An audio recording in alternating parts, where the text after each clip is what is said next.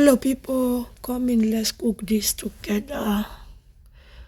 I added some vegetable oil,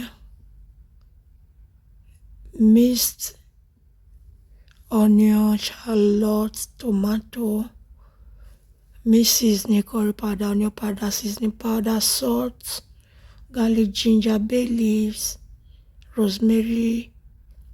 I'll cover it and cook it.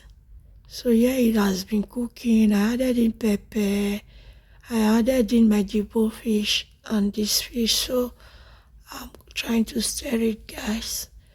So I'm holding my camera, forgive me guys, I'm lazy, tired these days. So I covered it and I cooked it for a while. So here I'll be adding my vegetables and I will stir together until it is properly stirred and mixed together. Thank you for always returning.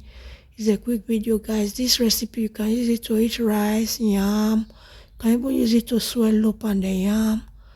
Anything swallow, it can also go. So guys, follow me on Instagram, Facebook, TikTok, YouTube, Pinterest. Lady B Varieties is the name. So as you can see, our sauce is ready. I paired mine with rice. Feel free to check my channel, subscribe.